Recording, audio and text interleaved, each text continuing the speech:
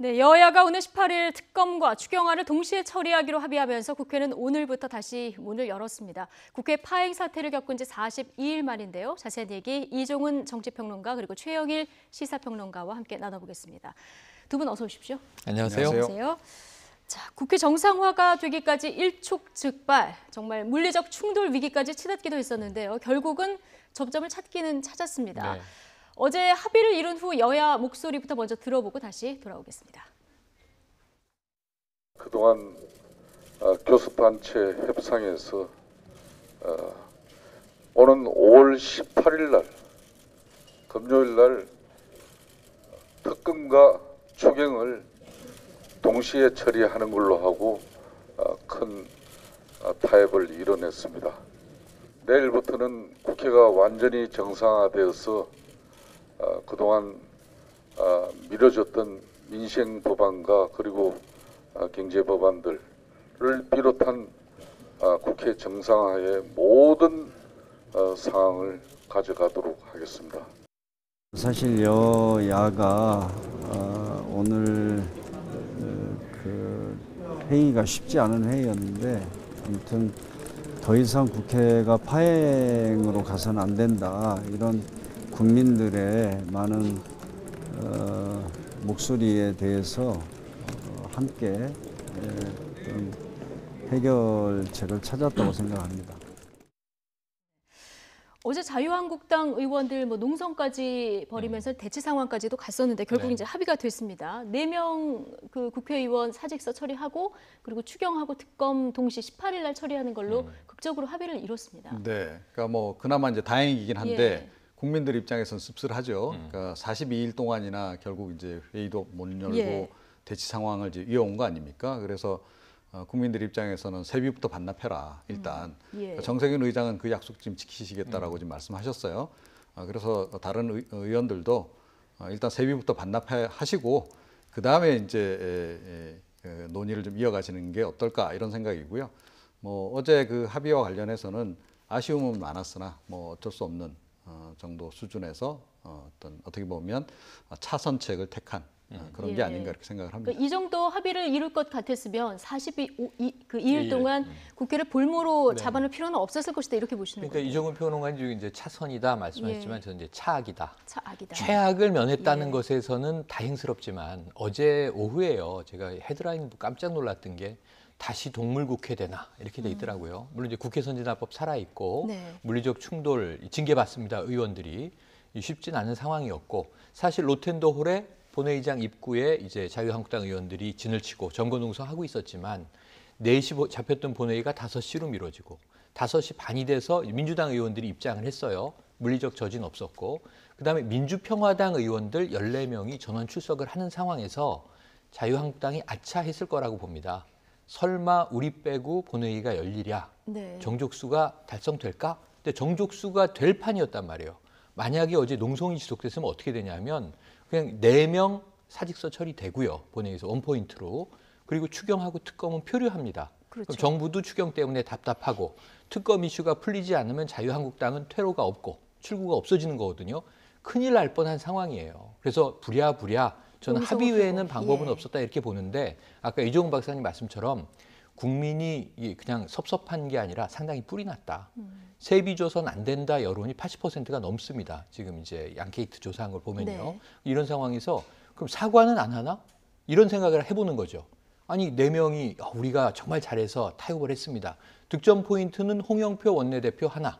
11일 금요일에 선출돼서 주말 보내고 월요일에 타결이 되잖아요. 그러면 상당히 득점 포인트가 좋은 거죠. 김성태 원내대표의 인지도가 높아졌다 하나. 이 정치인 개인은 얻은 쪽이 있어요.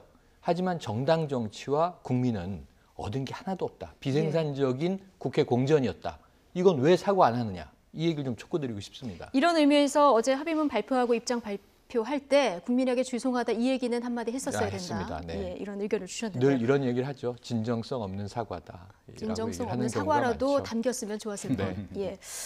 했었을 것을요. 여야 합의한 내용을 저희 그래픽 보면서 이제 하나씩 좀 뜯어보도록 하겠습니다. 일단 특검 명칭을 좀 볼까요? 명칭을 보면은 드루킹의 인터넷상 불법 댓글 조작 사건과 관련된 진상 규명을 위한 특별검사 임명 등에 관한 법률안입니다. 네. 좀 깁니다만 여기서 핵심은 역시 뭐 문재인 대통령 그리고 김경수 의원이 용어에서 빠졌다는 이 부분 아니겠습니까? 네, 이제 가장 결정적으로는요. 그러니까 그동안에 이제 이 사건이 처음 불거졌을 때는 민주당원 댓글 공작 사건이었습니다. 그렇죠. 자, 그런데 요즘은 드루킹 사건으로 그냥 그 약칭해서 물론 이제 언론 입장에서 이게 좀 짧으니까 그렇게 이제 선호하기도 하고 하지만 그 이면에서는 이 더불어민주당과 청와대가 아마 굉장히 열심히 노력을 한 결과 그러니까 프레임을 약간 바꾸는 데 성공한 거죠. 그래서 계속 이제 더불어민주당 김경수 의원도 뭐 피해자고 뭐 계속 그런 얘기를 하지 않았어요. 그래서 이제 드루킹 사건으로 규정 짓는데 드디어 성공은 했다. 예. 그런 점이 이제 일단 눈에 띄고요. 그래서 더불어민주당이 민주당원이라고 하는 표현이 빠진 게 이제 가장 어떻게 네. 보면 어제 특검법에서 이제 눈에 띄는 대목이고요. 문재인 대통령하고 이제 김경수 경남지사 후보자가 빠진 부분은 사실은 그 내용에 들어가 보면 아직은 완전히 빠졌다라고 얘기하기 힘든 부분이 예. 있습니다. 그 내용을 조금 잠시 이따, 뒤에 또 말씀드리겠습니다. 살펴보도록 네. 하고요. 특검 임명 방식을 두고도 여야가 굉장히 촉각을 네, 네. 곤두세웠었는데 사실 여당에서 특검 임명할 때 이 정할 때 우리한테 거부권을 달라 이런 얘기를 하지 맞아요. 않았습니까? 그런데 지금 보면은 대한변호사협회가 4명을 추천하고 네. 야3당이 2명을 선택해서 대통령한테 한 명. 추천을 하면 대통령이 이 2명 가운데 1명을 지명하는 것으로 그렇죠. 이렇게 이제 합의가 되지 않았습니까? 네. 이렇다면 민주당은 결국 관여 안 하는 걸로 이렇게 관여 안 한발 하는 걸로 빠진 겁니까? 정리됐고요. 예. 거부권을 달라고 할 때 바로 이게 우원식 원내대표 시절이죠. 예. 우원식 원내대표가 한 말이 있습니다. 이상한 변호사들이 많다. 예를 들면 들자면은- 뭐 정치 편향성 있는 주로 예. 이제 소위 태극기 집회에 나간다든가 박근혜 전 대통령이 무고를 주장한다든가 어찌 보면 또는 이제 이 문재인 정부를 뭐 이 좌파 정부라고 낙인 찍는다든가 이런 정치 편향성이 큰 어찌 보면 극좌와 극우의 격돌이 이념적으로 계속 있기 때문에 그런 우려를 했었죠. 혹시라도 변호사 자격증은 있지만 정치 성향이 강한 예. 강성 우파 인물이 특별검사가 되면 어떡하나라는 게 이제 우려사항이었던 것 같아요. 하지만 대한변협에서 4명을 이미 고를 때 예. 기본적으로 경력과 그분이 이제 이 어떤 그 판사 혹은 검사로 재직했던 상황을 다 보고 공정한 사람을 추천할 것이고 거기서 이제 디테일한 성향을 검토해서 누가 성역 없이 팔 것이냐 이걸 이제 야3당이 합의할 것이고 그리고 이제 복수의 후보 중에서 대통령이 1명을 낙점하면 되는 방식이기 때문에 예. 이거 박근혜 전 대통령이 박영수 특검을 고를 때와 크게 다르진 않아요. 그래서 이 합리성의 문제에 대해서는 민주당은 조금 걱정은 던 것 같다 이렇게 보여집니다. 예, 그러니까 지나친 정치 편향성을 가진 네. 변호사가 임명되는 거에 대한 우려, 이 부분은 이제 대한변호사 협회의 협회에서 추천을 받는 몫이죠. 부분, 이것으로 좀 가름이 됐다 네. 이렇게 볼 수 있겠군요. 지금 가장 논란이 된 부분은 이제 수사 범위 관련한 부분인데, 자 드루킹 특검 수사 범위와 관련해서는 이렇게 합의가 됐습니다. 드루킹 및 관련 단체가 저지른 행위, 그 다음에 보면은 이제 사건 수사 과정에서 밝혀진 행위, 자금과 관련된 행위, 또 앞에 1, 2, 3항까지 수사 과정에서 인지된 의혹 이렇게 정리가 됐거든요. 일단 표면적으로는 드루킹 일단의 행위만 구체적으로 적시가 됐는데 네. 자, 이 부분은 어떻습니까? 나머지는 좀 수사하면서 보자 이런 내용입니까? 그렇죠. 예. 그러니까 이제 2항과 4항을 이제 잘 보시면요. 네. 사건 수사 과정에서 밝혀진 행위.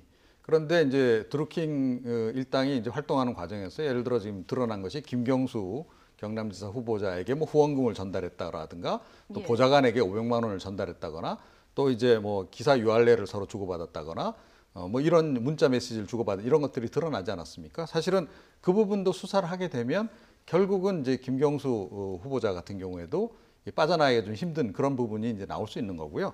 그다음에 이제 사항 보게 되면 그러니까 이 수사를 하는 과정에서 그러니까 새롭게 이제 불거지는 인지된 의혹들에 예. 대해서는 이제 수사를 할 수밖에 없다라는 거거든요. 자 그렇다고 본다면 사실은 거의 그러니까 무슨 제한이 없는 그런 내용이다. 따지고 보면 제한이 사실상 없어진 예. 합의 내용. 그리고 이제 당장 오늘 이제 자유한국당 쪽에서 이제 벌써 그 선제적으로 얘기하고 나오지 않았습니까? 예. 성역 없는 특검 해야 한다. 네. 그런데 사실은 이 좀 규정 어제 합의한 그 내용을 보게 되면 그런 부분들이 약간 좀 숨어 있는 그런 그 상황이죠. 예, 네. 말씀하신 대로 지금 표면적으로는 야당이 양보를 한 것 같지만 네. 2항, 4항 이런 것들을 보면 언제든지 지금 수사 범위가 확대될 수 있는 이런 상황입니다. 자유한국당 홍문표 사무총장의 이야기 들어보시죠. 더중용은 주의 당에 제보가 들어오고 있는 것들이 사실 많습니다. 지금 김경수 부분에 대해서 그 빠진 부분이 저희들이 아쉬웠거든요. 네네. 그러나 이제 돈의 출처라든지 예.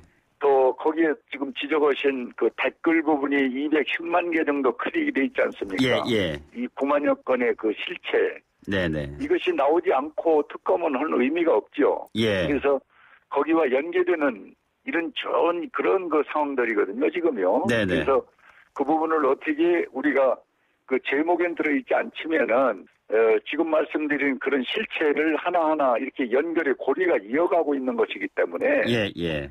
저희들은 그 부분도 파헤치고 또 그 외에 나타나지 않은 현상의 상황들도 많이 지금 제보를 받고 있기 때문에 자, 김경수 의원 빠진 부분이 아쉽다. 그런데 9만여 건 댓글 그리고 네. 10만 개 클릭된 부분 실체 밝히다 보면은 이제 연결고리가 드러날 거다. 이 얘기를 하면서 지금 우리 당에서 제보를 굉장히 많이 받고 있다. 네네. 이 얘기를 하고 있거든요. 그러니까 제보의 내용이라고 하는 것이 예. 자유한국당에 지금 들어오고 있는 제보들은 온라인 상에서 뭔가 어떤 특정 세력이 조작적으로 특정 세력을 정치 세력을 띄우거나 정치인을 뭐 혹은 비하하거나 네거티브나 포지티브 했던 정황들에 대한 제보일 가능성이 높아 보여요. 네. 그거는 조금이라도 전문적인 안목이 있는 사람들이 분석을 하면 나오는 거기 때문에. 예. 그런데 지금 특검 내용을 잘 보시면 지금 이 제목상으로 보면은 특별 검사가 붙어 있어서 특검이지 지금 경찰이 수사하고 있는 내용과 다르잖아요.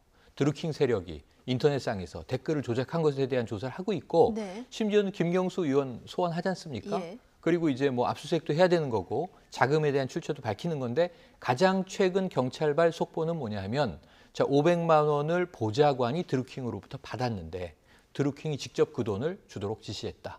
자, 이 500만 원은 지금 이제 김경수 의원과의 고리는 끊어져 있어요. 예. 이 보좌관 자체는 대가성으로 받았지만 이 의원님은 모르신다. 여기까지 지금 가 있는 거잖아요.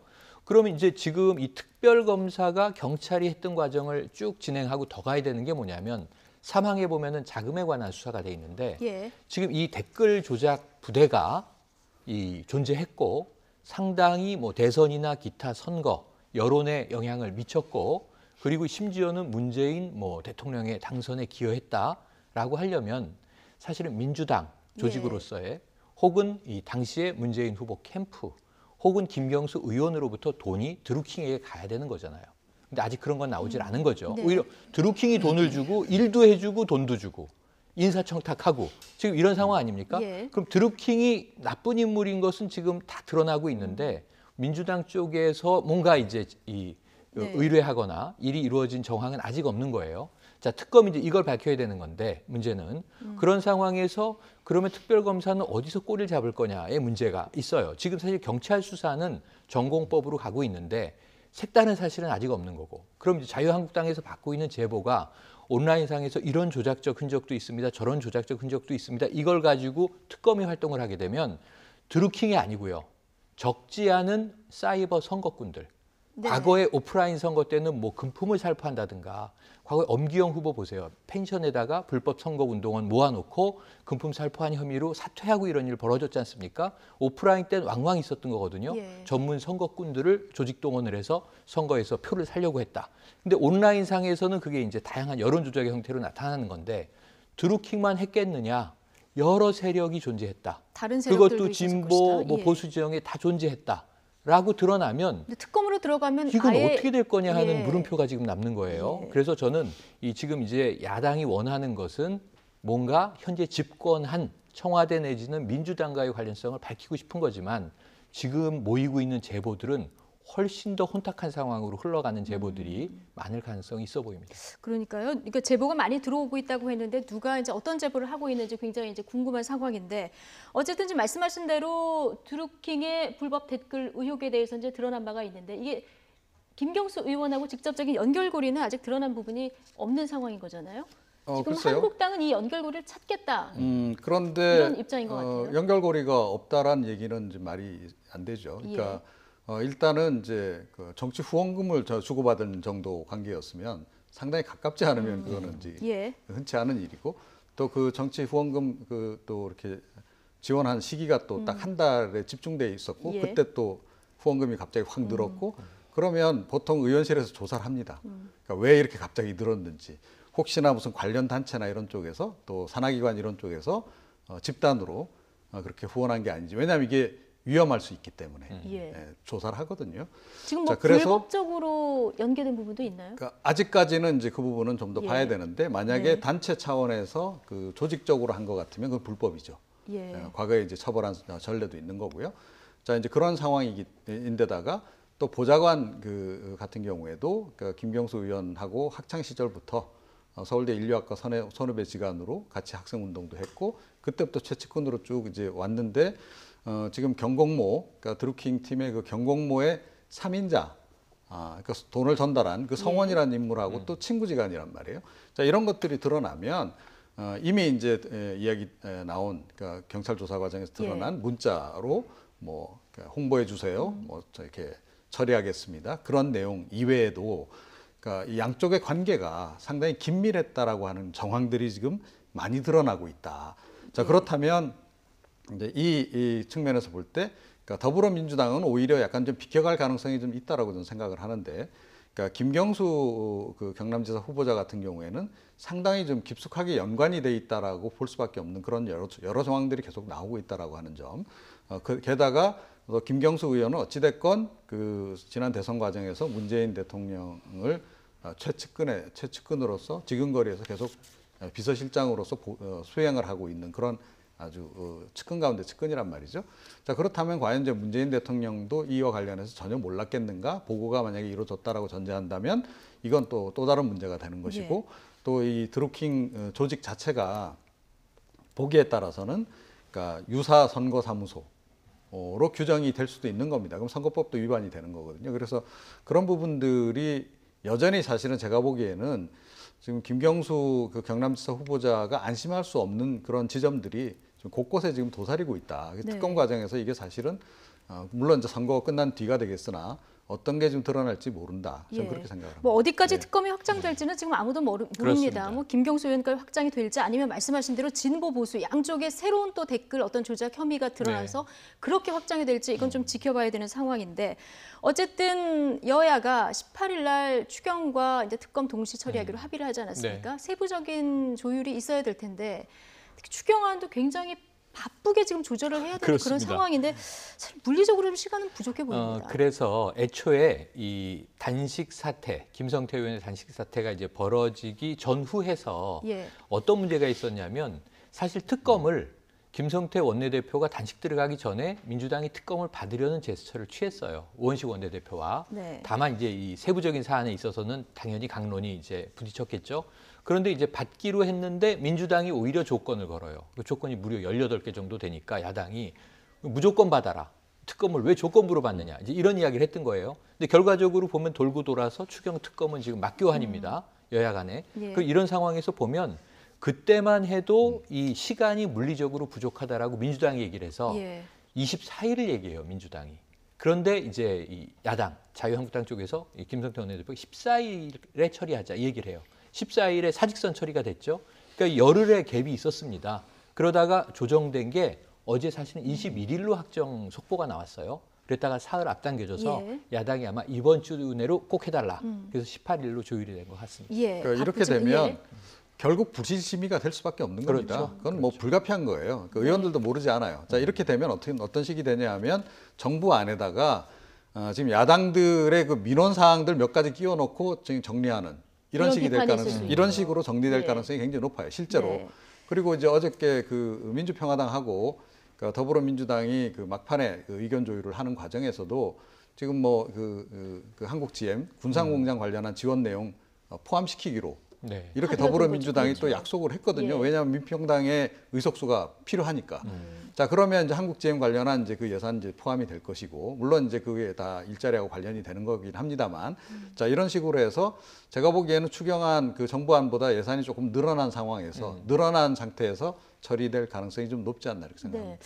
그리고 하필이면 합의한 날짜가 18일입니다. 지금 뭐 5.18 중요한 날이고 행사도 많기 때문에 뭐 날짜 때문에 지금 불만의 목소리도 좀 나오는데 특히 네. 호남에 기반을 둔 민주평화당 당연하지 않습니까? 뭐, 지금 예, 이제 지적을 하고 18일에 있습니다. 본회의가 있으면 여의도를 벗어나기 어렵고 국회에서 처리할 것도 많은데요. 특검 관련으로도 또 혹시 본회의장에서 또 옥신각신할 가능성도 있고요. 또 기싸움을 또 할 수도 있습니다. 추경 문제도 그렇고요. 그런 상황에서 호남 의원들은 5.18은 다 광주를 비롯해서 이 자신의 지역구를 돌아봐야 되는 중요한 행사일인 거죠. 사실은 또 이 광주에서 아무래도 이 기념식이 있을 텐데 지난해 문재인 대통령 취임하고 첫 번째 국가기념식이 5.18 광주였던 거고요. 네. 그때 이 그 80년 5월 18일에 태어난 유가족을 안아주는 모습이라든가 아 이게 새 정부는 뭔가 국민들과 소통하겠구나, 바뀌겠구나, 따뜻하겠구나, 사람이 먼저겠구나 이걸 상징적으로 보여준 게 5.18이었거든요.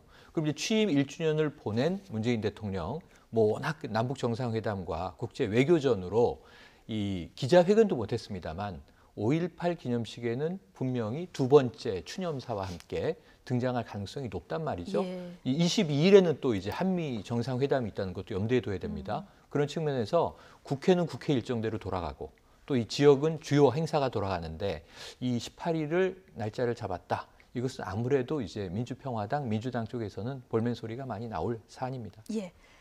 갈 길 멀어 보입니다만은 국회 정상화에 일단 첫 발은 뗀 그런 상황인데요. 이 과정에서 한국당 원내대표 뭐 단식도 하고요. 의원들은 어제 말씀하신 대로 농성도 벌이면서 뭐 나름대로 고군분투하는 모습이었는데요. 어제 비상의원 총회장에서 한국당 홍철호 의원이 이런 발언을 해서 특히 주목을 받고 있습니다. 영상 구성으로 만나보시겠습니다.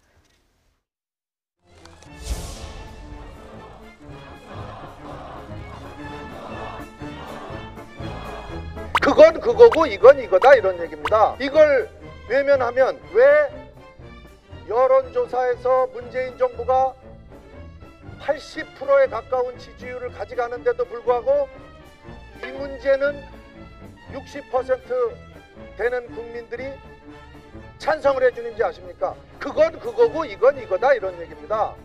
우리 김성태 원내대표가 우리로서는 아버지 같은 사람입니다. 아버지 같은 사람입니다. 사람은 감정의 동물이거든요. 세상에 남의 당 아버지 없게 일 잘해보자고 하면서 그런 모욕을 주고 자유한국당 원내대표는 일은 하지 않은 채 국회 마당에 텐트를 치고 들어누웠습니다. 이런 청개구리가 어디 있습니까? 청개구리 각입니다. 그리고 청개구리가 빨간 옷을 입었어요. 빨간 옷을 입은 청개구리. 내 아버지가 아무리 못나고 술주정뱅이에 노름쟁이도 남이 우리 아버지 욕하는 건 싫은 거예요. 눈 맞아가지고 나오긴 했는데 성철호 의원님 평생 국회의원 하셔도 될 것 같아요. 사직서가 아니라 저렇게 말씀을 잘하시니.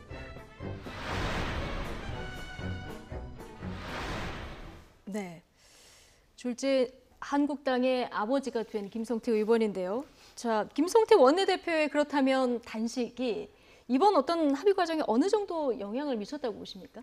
그러니까 더불어민주당에 약간 좀 심리적인 부담을 준 효과는 예. 분명히 있습니다. 그러니까 어찌됐건 뭐 협상 파트너인데 협상이 잘 안 돼가지고 밖에 나가서 이렇게 단식을 하고 있으면 또 건강이 또 나빠질 거 아니에요. 그리고 또 여론이 거기 또 약간 동정심도 또 유발이 될 수 있는 거고. 그러니까 뭐 이른바 진보 진영 내에서는 뭐 오히려 더 비난 여론이 거세지겠으나 보수 진영 쪽에서는 동정론이 일 가능성이 상당히 높은 거죠. 그렇죠. 그러면 선거를 앞두고 역시 좀 부담스러울 수밖에 없는 그런 부분이 분명히 있었던 거고, 그 덕분에 사실은 그 다른 한 측면에서는 뭐 그 단식 농성을 함으로 해서 뭐 약간 좀 여야 협상이 지연되는 거 아니냐라고 하는 우려도 있었는데, 제가 보기에는 오히려 약간 촉진시킨 그런 측면이 없잖아 있다. 그래서 예. 어찌됐건 뭐 들어놓은 사람은 빨리 좀 이렇게 앉혀놓고 대화를 해서 어찌됐건 뭐 설득을 하든지 해야 되는 그런 상황이 아니었느냐, 그런 네. 얘기죠. 네. 그런데 어차피 특검 수사까지 가려면 뭐 특별검사도 임명해야 되고 뭐 절차도 있고 그 뭐 수사팀도 꾸려야 되고 굉장히 시간이 오래 걸리잖아요. 이게 바로 되는 것도 아니고. 그렇다 보면은 지방선거 시작 전에 힘들 것 같은데 이게 뭐 네. 효과가 있을까요?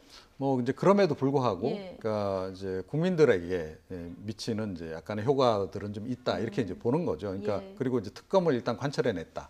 이것도 굉장히 중요한 것이고 그리고 특검을 할 정도로 이 사안이 굉장히 중요한 사안이구나라고 국민들이 인지하게 될 가능성도 높은 거죠. 네. 자, 그래서 사실은 향후에 이제 이루어질 특검의 그 내용보다도 당장 자유한국당 입장에서는 일단 특검을 하느냐 마느냐 이게 더 중요했던 거죠. 자, 그래서 이제 그것을 쟁취하기 위해서 굉장히 이제 애를 이제 썼던 것이고 결국은 이제 목표 달성은 했다.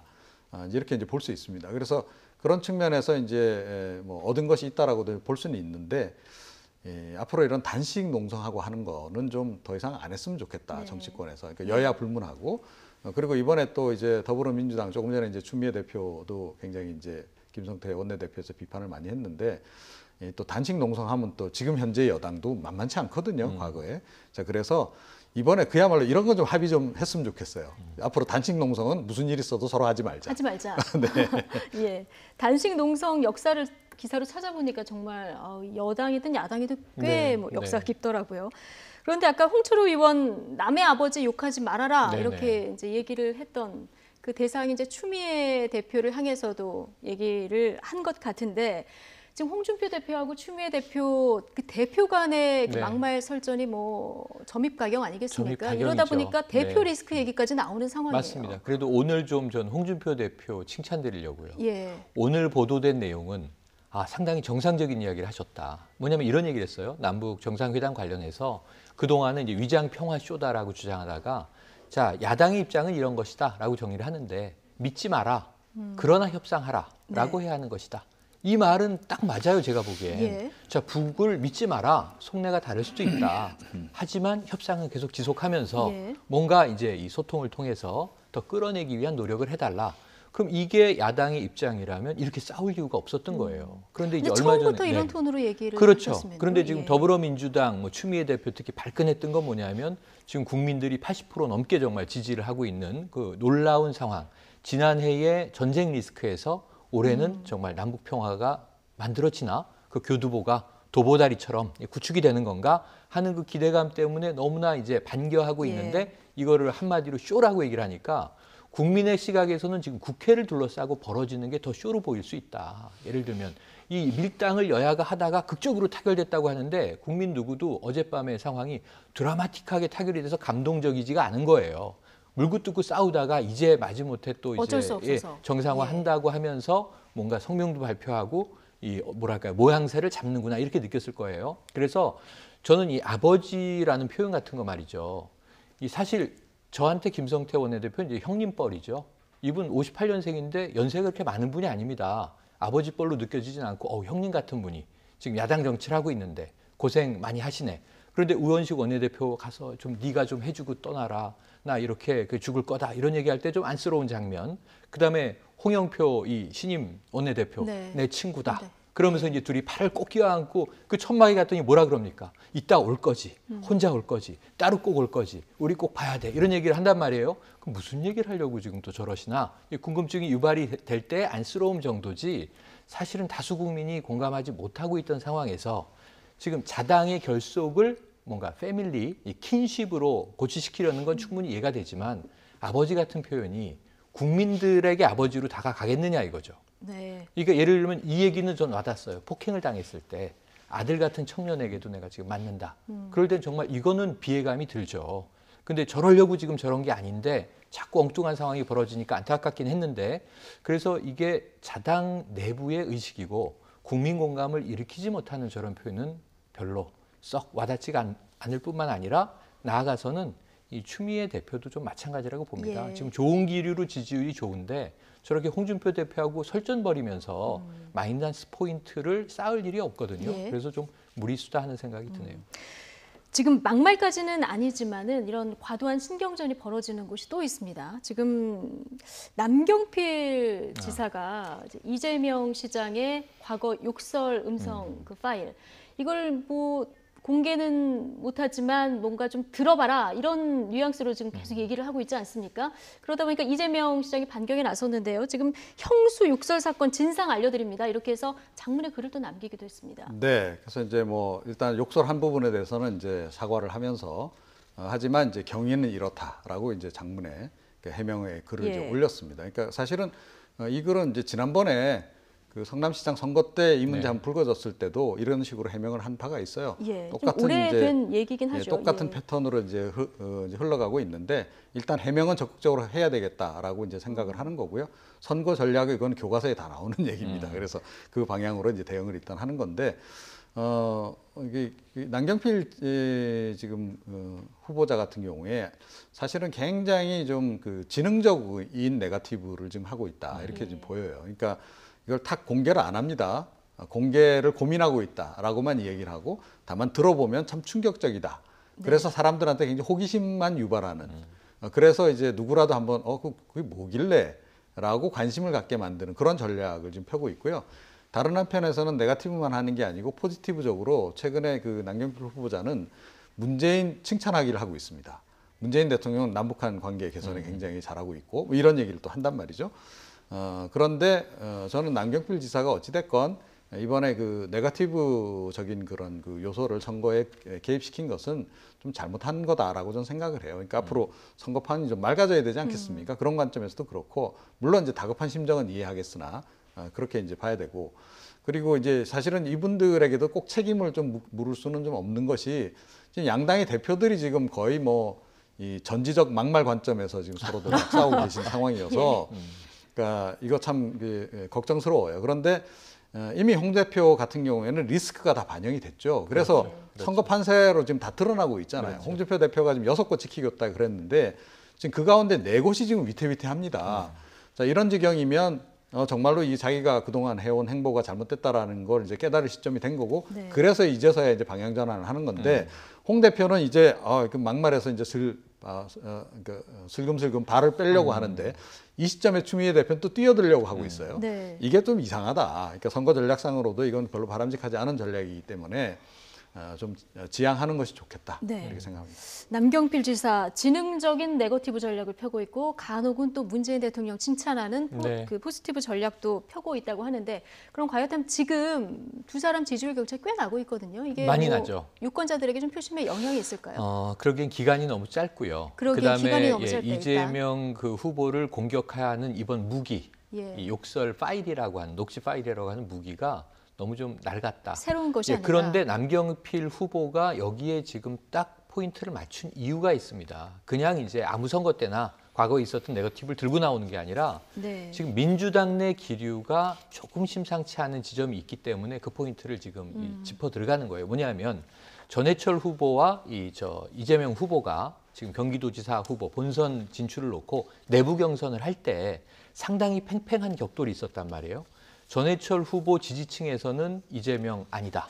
근데 이게 본선 주자가 결정되면 당내는 보통 단합을 하는데 이게 당내부 단합이 지금 잘 안 되고 있어요. 골이 좀 깊어졌달까요? 그래서 지금도 어찌 보면 이재명 후보를 당내에서 공격하는 일부 세력이 있습니다. 이것을 지금 남경필 후보가 정확히 보고 내 자력으로는 안 되는데 이재일을 좀 활용해 보면 혹시 모멘텀이 생기지 않겠는가 하고 그 지점을 계속 찌르는 거예요. 뭐냐 하면 그래서 문재인 대통령 지금 칭찬하는 겁니다. 어찌 보면 상대당의 지금 집권 상황임에도 불구하고 그리고 이재명 후보의 녹취 파일을 절대로 남경필 후보는 공개하지 않아요. 이 여러 가지 법에 저촉되는 문제들을 리스크를 감수할 이유가 없어요. 알고도 암암리에 돌아다니고 있으니까 찾아서 들어보시라. 근데 그것을 주로 지금은 홍준표 대표도 이제 이 파일을 가지고 으름장을 놓기 시작을 했지만 사실은 이미 지난 경선 때 나왔던 자료들을 온라인에서 찾아봐도 그것을 가지고 이제 본선에 좀 영향을 줄 수 있지 않을까 하는 지렛대 효과를 노리는 것인데 이것으로 지금 뒤집기에는 쉽지는 않아 보입니다. 그런가 하면은 어제 그 원희룡 지사가 제주도에서는 이제 토론회에 참석하던 중에 지역 주민에게 폭행을 당하는 이런 불미스러운 일이 있었거든요. 영상을 일단 좀 보여주실까요? 자, 제주도지사 후보 토론회가 진행되는 과정이 저렇게 좀 단상에 올라와가지고 계란을 먼저 던지고요. 바로 앞에서 던지죠. 그리고 지금 저희가 화면을 정지시켰습니다만은 팔과 얼굴에 가격을 하는 그런 상황입니다. 이거 참 어떻게 보셨습니까? 이 지금 폭행 저지른 사람이 제주 2공항 반대 단식 농성을 하는 시민이었다고 알려져 있는데 나중에 자해까지 했다고 하거든요. 어떻게 보십니까? 네, 그러니까 뭐 본인은 이제 뭔가 절박한 게 있기 때문에 이제 이런 그 행동을 한 것 같아요. 그러니까 자해까지 했다 그러면 본인이 이제 죽을 각오까지 했다. 뭐 이렇게 봐야 되는 거 아닙니까? 그런 만큼 이제 이 문제가 이제 그 당사자에게 굉장히 중요한 문제인 것 같긴 해요. 그리고 실제로 이제 이 지금 현재 이 제주 2공항 문제가 제주지사 지금 선거 과정에서는 가장 뜨거운 쟁점인 건 분명합니다. 그렇죠. 지금 원희룡 지사는 제주 2공항 들여올 수 있다 이런 지금 입장인 거잖아요. 그런데 지금 국토부가 일단 원점에서 지금 재검토하기로 예. 한 그런 그 재조사해서 하기로 한 상황인데 그 결정에 따르겠다라는 게 이제 원지사 네네. 입장이죠. 근데 물론 이제 기본적으로 필요하다라는 생각을 좀 가지고 있는 거고요. 이제 그런 부분에서 이제 이 반대하는 특히 이제 이 성산 지역의 이 지금 입지가 이제 결정이 이제 되면서 그 지역 주민들이 지금 반발이 심하거든요. 그래서 그쪽에서 이제 대책위를 만들었고 그 대책위에 이제 부위원장 되는 분이 이제 이번에 이런 결행을 이제 하신 건데 그럼에도 불구하고 그러니까 행동하는 거하고 또 말로 하는 거하고는 다르잖아요. 네. 그러니까 절대로 이제 이 민주주의 국가에서 뭐 말도 사실은 너무 또 격하게 하면 그것도 또 처벌 대상이 되지 않습니까? 그렇죠. 예. 그런데 하물며 이렇게 행동으로 나서서 저렇게 이렇게 가해를 한다 이런 건 절대 없어야 되는데 그러니까 이분이 결과적으로 이렇게 되면 그 대책위가 그동안 노력해온 그 여러 가지 활동들의 명분도 결국 사라진다. 그런 점도 함께 네. 좀 고려를 하셔야 될 것 같습니다. 그러니까요. 폭력 때문에 지금 제주 2공항 반대한다. 왜 반대하는지 여기에 대한 내용은 하나도 안 들어오고 지금 네. 폭행만 남는 이런 상황이 맞습니다. 돼버렸거든요. 메시지 전달 방식을 좀 생각해 봐야 될 것 같고 원희룡 후보는 일단 처벌은 원하지 않는다 이런 입장을 밝혔는데요. 네. 다른 SNS에 욕해도 좋으니까 예. 몸은 건드리지 말아달라. 네네. 자, 이런 글을 남겼습니다. 이 아버지가 폭행을 당하는 걸 화면으로 보는 그 자식의 심정은 아니 어떻겠습니까? 지금 우리도 이렇게 어제도 보고 오늘도 보고 이제 여기에 대한 논평, 폭력은 안 된다가 가장 핵심 메시지예요. 예. 어떤 명분도 폭력이 동원되는 순간 명분을 다 잃어버립니다. 오히려 더 수세에 몰릴 수 있습니다. 하나도 얻는 게 없습니다. 폭력은 안 된다는 메시지는 이 박사님이 아까 주셨고요. 네. 자, 가족의 심경으로 우리가 좀 대입을 해보면 충분히 뭐 딸로 추정되는 이제 SNS 계정의 글인데 예. 딸이라고 전제한다면 그 심경은 이해가 돼요. 이 딸이 격분에 격발 포인트가 있습니다.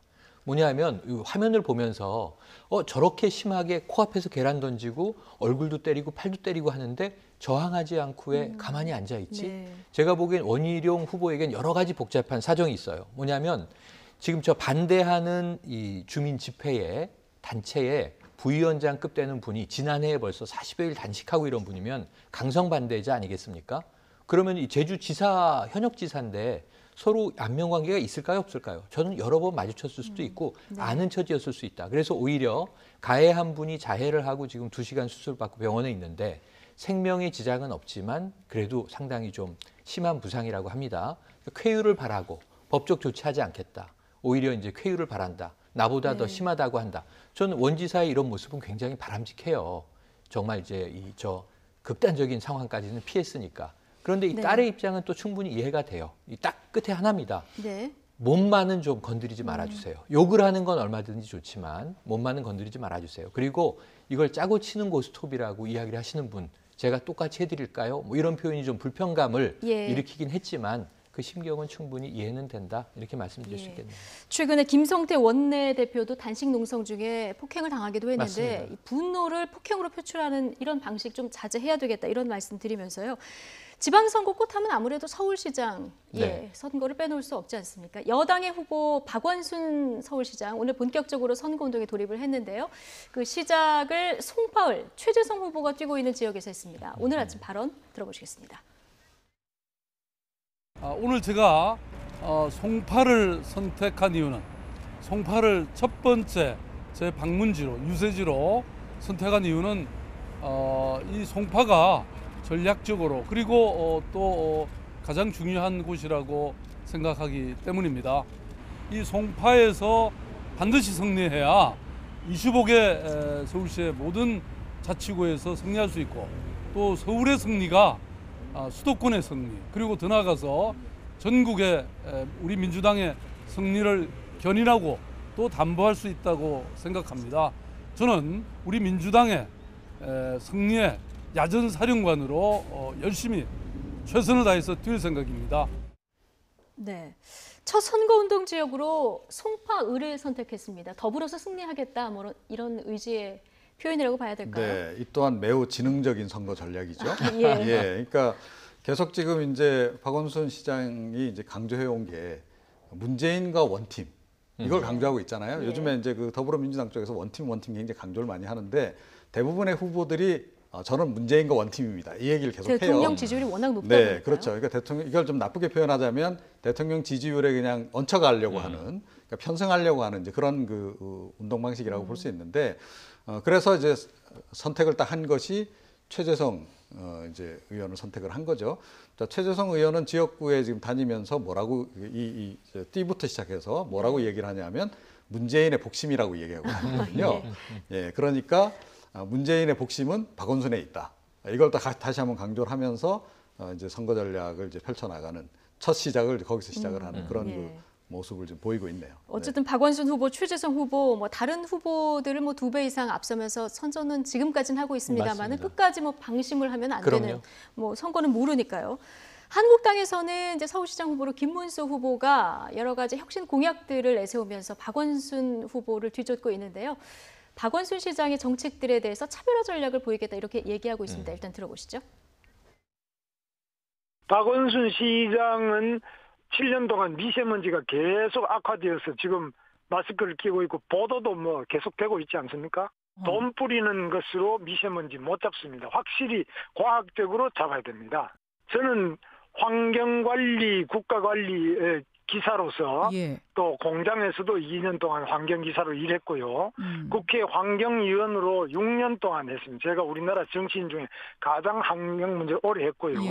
경기도지사로서 팔당 물을 1급수로 만들었고요. 미세먼지를 잡았습니다. 네.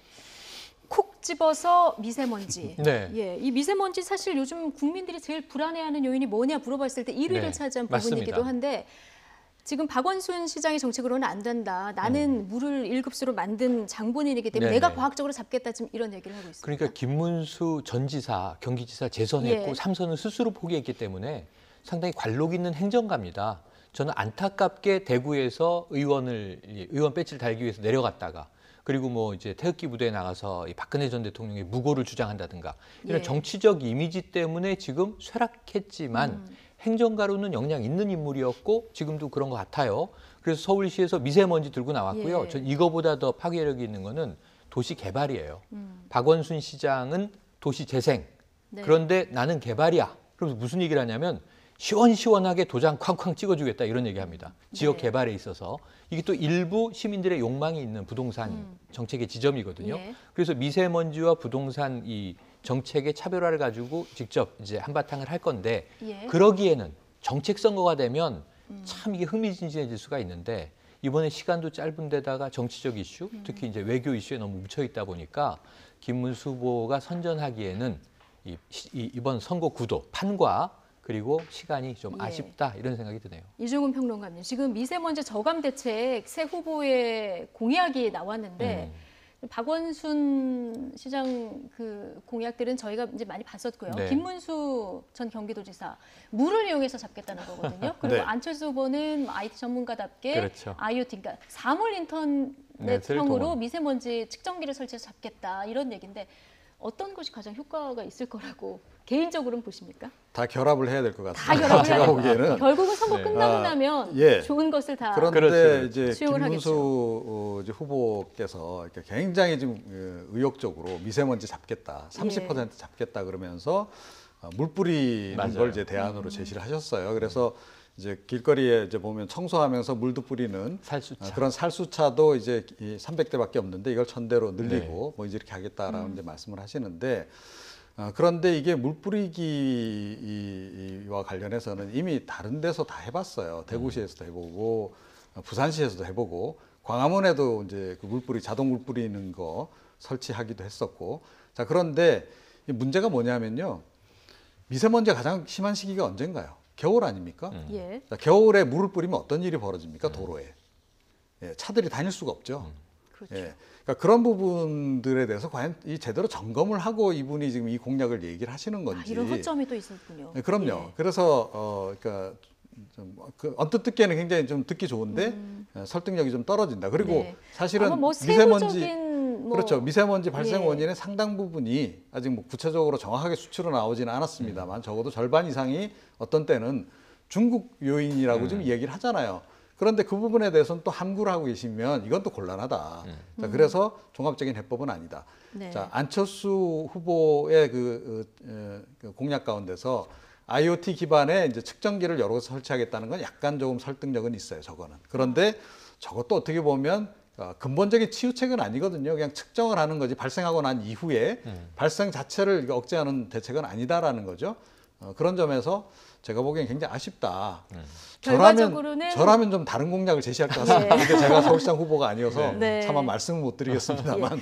선거가 끝나고 나면은 저 뭐 정책들 가운데서 좋은 것들을 다 취사 선택해서 결국은 종합적인 정책이 나올 것이다. 이렇게 얘기를 해주셨는데 지금 또 다른 경쟁 후보 바른미래당 안철수 후보 지금 1위와의 격차가 상당히 벌어져 있는 상황인데 그런데 지방선거까지 한 달이 남은 시점에서 충분히 지금 판도를 뒤집을 수 있다 이렇게 자신하고 있습니다. 이 얘기 들어보시죠.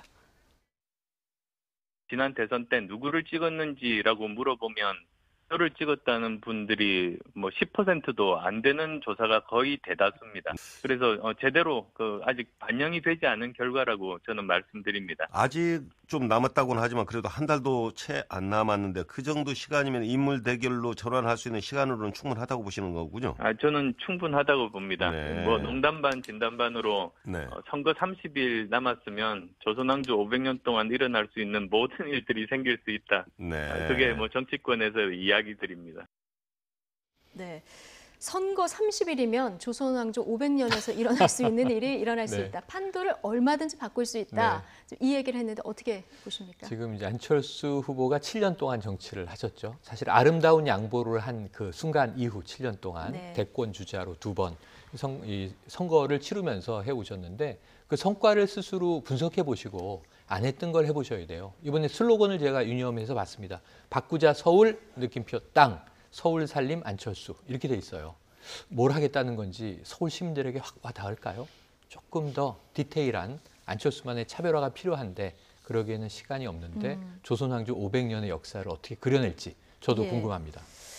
지금 뭐 서울시장 얘기까지 해봤는데요. 이번 선거 사실 국회의원 재보궐선거도 같이 이루어지고 12명의 국회의원을 뽑아야 되는 어떻게 보면 미니 총선이 치러지는 그런 상황입니다. 그런데 국민의당에서 과거 그 안철수 후보하고 인연이 있었던 안철수 키즈라고 불렀던 강현재 변호사, 한국당이 입당식을 했습니다. 한국당에서 이 강현재 변호사가 여기서 어떤 얘기를 했는지 좀 들어보실까요? 저는 보다 합리적이고 상식적인 정치를 바라는 국민을 대변하고자 중도와 새 정치를 표방하는 곳에서 5년간 나름의 정치 활동을 해왔습니다. 그러나 제가 내린 결론은 중도라는 것은 독자적인 정치 이념이나 정치 철학이라기보다 어떤 판단과 언행을 하는 데 있어서 합리적인 자세를 중시하는 일종의 가치관, 처세에 관한 개념이라는 것입니다. 독립된 정당이나 정치 영역으로 존속할 수 있는 것이 아니라고 봅니다.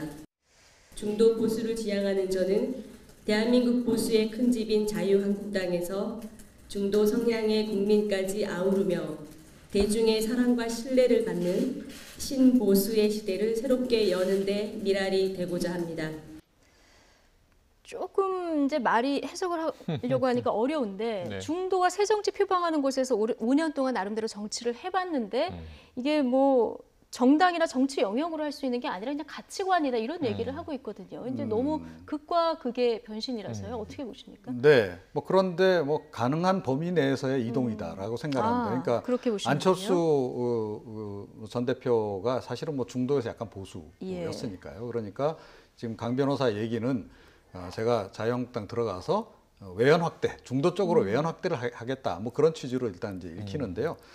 사실은 이제 이 안철수 키즈로 한때 이제 알려졌던 인물이 이렇게 또 자유한국당으로 가고 또 안철수 키즈가 또 여러 명이 있지 않습니까? 예, 금태섭 변호사 같은 경우에는 또 더불어민주당으로 가고 이게 사실은 어떻게 보면 안철수 전 대표의 아킬레스건이다라고 저는 생각을 해요. 그러니까 선거를 치르려면 확실한 비전으로 승부를 하든가 아니면 조직으로 승부를 해야 되는데 이 조직의 기반이 되는 그러니까 핵심 측근들을 지금 어떻게 보면 관리를 잘 못해서 자꾸 떠나가는 일들이 지금 벌어지고 있고 지금 현재도 계속 진행 중이다라고 하는 거.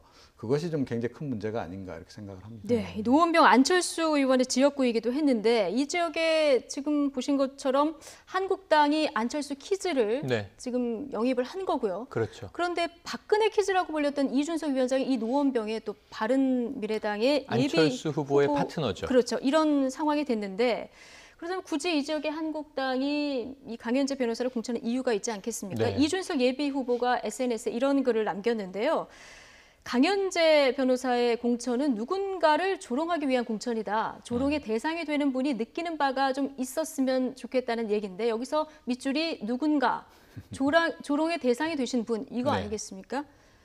누굴까요? 아유, 그거는 뭐 너무 당연하게 안철수 후보를 이제 지목하는 것이다. 다만 이제 실명을 거론하지 않았을 뿐이다 이렇게 봅니다. 그건 뭐 누구나 다 아는 이제 삼척동자도 아는 사실 아닐까 싶은데요. 그러니까 이 자유한국당이 강현재 변호사를 노원병에 넣은 것은 한때 안철수 키즈였지만 지금은 안철수 전 대표를 맹공하고 있는 입장이에요. 그러니까 떠났겠죠, 물론. 예. 그리고 이제 다른 정치정을 찾았겠지만 사실 전 여기에는 한국 정당 구조의 복잡 미묘한 다이나믹하고 여기에 강현재라고 하는 정치인의 자기 욕망이 지금 결합된 과정이에요. 저는 뭐 누구를 비난하거나 뭐 누구를 뭐 할 것 예. 없이 다만 한 가지 리더십의 문제는 비판을 받아야죠. 왜 자신의 사람들을 잘 거두지 못했을까? 예. 떠나갔을까? 그것은 근데 당사자가 뼈아플 대목입니다. 선거 때마다 부딪혀야 되는 가시가 되는 거죠. 자신의 곁을 떠나간 과거의 측근이라고 하는 것은 네. 정말 무서운 부메랑이 될 수 있거든요. 예. 그럼에도 불구하고 이번 선거에서는 여기서 재밌는 사실은 뭐냐면요. 흥미로운 사실은 이리쟁탈전이 별로 없다는 거예요. 지금 다 민주당 외의 나머지 당들의 싸움인데 네. 지금 예를 들면 김문수 후보와 안철수 후보 간에 아주 정말 제가 보기에는 피가 튀긴다 이렇게까지 얘기할 수 있는 아주 쟁점은 뭐냐 하면 누가 2위 할 거냐, 선거 비용 보전 받을 거냐 이런 아주 처절한 정치적인 현실이 숨어 있다는 겁니다. 지금 노원병도 말이에요. 이준석, 박근혜 키즈였는데 지금은 안철수 키즈가 됐고 과거에 안철수 키즈였는데 지금 홍준표 키즈가 된 강현재 변호사 둘이 붙었을 때 네. 누가 당선될 것인가에 대해서 뭔가 좀 불씨가 타오를 수 있는 쟁점이면 좋겠는데 과연 그런 것들이 지금 있는가 하는 문제에서 예. 아까 이제 대통령 마케팅 말씀하시지 않았습니까? 그 부분을 극복할 수 있는 전략은 있는가? 없다 보니까 자꾸 이게 묘한 포석들을 두고 있는데 이게 흥미 요인은 될 수 있지만 결정 요인이 될 수 있을까 선거에 이건 좀 미지수로 남습니다. 야당도 참 답답할 것이 네. 지금 한반도 훈풍이 그렇죠. 모든 걸 다 삼켜버리는 맞아요. 이런 상황이라서 좀 굉장히 선거 전략 짜기에도 굉장히 답답할 것 같다 이런 생각은 드는데요. 송파을로 가보면은 이제 한국당에서 배현진 후보가 열심히 뛰고 있는데 자 수상 경력 조작 논란이 네. 지금 인 상황이에요. 선관위에서 서면 경고를 받았는데요. 어떻게 된 일입니까? 예, 그러니까 뭐 이제 은상을 받았는데 금상을 받았다라고 얘기를 했고 이제 스피치상도 이제 최고 스피치상을 받은 게 아닌데 마치 받은 것처럼 얘기를 했고. 예. 근데 이게 뭐 고의적이냐 아니냐 이게 또 문제가 되지 네, 않겠습니까? 근데 본인은 뭐 이제 자기가 잘못 기억했다라고 지금 얘기는 하고 있는데 사실은 이게 어찌됐건 명문화된 예. 또 이 계속 이제 본인의 경력 기록에 그렇게 이제 적혀 있었기 때문에 선관위도 이제 그냥 넘어갈 수는 없었던 이제 그런 그 예. 상황이고요. 지금 더불어민주당 그 최재성 후보는 굉장히 벼르고 있습니다. 본선 때 되면 이제 이 문제 집중적으로 제기를 하기 위해서 지금 벼르고 있는 그러니까 거짓말장이다 예. 이렇게 이제 몰고 가고 싶은 거죠. 이제 그런 배현진 상황인데 후보가 상을 굉장히 많이 받았나 봐요. 이게 보통 금상, 네. 은상 뭐 상을 하나 받으면 본인이 어떤 상을 받았는지 네네네. 잊어버리기가 저는 많이 안 받아서 사실은 아니요, 제가 많이 받았는데요. 예. 저는 다 기억합니다. 예. 네, 초등학교 입학 전에 이제 제가 햇님상 받은 것부터 사생 대회에서 예. 다 기억하는데요. 저거를 틀리기는 쉽지 않습니다. 왜냐하면 네. 똑같은 대회를 매년 나갔다면 모르지만 저는 김연아 선수도 이 금은 메달의 색깔을 헷갈릴까 그렇게 생각하진 않아요. 그래서 예. 이것은 배현진 후보의 잘못이라고 보진 않아요. 뭐냐면 정시 초년생이잖아요. 여러 네. 가지가 혼동스러울 수 있어요. 그리고 이것을 조금 업그레이드해서 써도 이게 마치 이 취준생이 자소서나 자기 이력서를 쓸 때 조금이라도 좀 스펙을 업그레이드하고 싶은 욕구 이런 정도로 전 이해를 하는데 문제는 이것을 필터링 해줘야 되는 예. 것은 당 조직이에요. 선거 전문가들이 있는 당 조직에서 스카웃까지 해서 영입해서 이렇게 어찌 보면 굉장히 스포트라이트를 받게 하는 후보의 네. 경력 사항을 한번 제대로 검토해 주지 않았나 하는 생각이 들어서 뭐 포털에도 이미 네. 나와 있고 이랬기 때문에 그렇죠. 또 아유 그래도 그래도요. 검증해야죠. 예. 아, 근데 그럼에도 불구하고 논문 표절도 그럼에도 불구하고 밝히는 이거는 상황인데요. 개인이 잘못한 거죠. 네. 전적으로 이건 개인이 잘못한 거고 약간 악의성을 좀 의심케 하는 그런 대목이 분명히 있는 거고. 그런데 이번에 어쨌든 중앙선관위 결정이요. 선거법 위반이라기보다는 그냥 구두 경고를 해줘서 결과적으로는 면죄부를 준 그런 상황이기도 하다. 이 부분은 앞으로 좀 논란이 더 될 수도 있다고 그런데 보십니까? 이제 그렇죠. 이제 정치적인 어떤 도덕성 그런 관점에서 이제 본선 때 이제 많이 논란이 될 여지가 있습니다. 예, 알겠습니다. 어쨌든 미니 총선급 재보선 이 이후에 또 전국이 어떻게 바뀌게 될지 판도가 어떻게 바뀔지도 좀 벌써부터 관심이 가네요. 네, 지금까지 이종훈 정치평론가 그리고 최영일 시사평론가와 함께했습니다. 고맙습니다.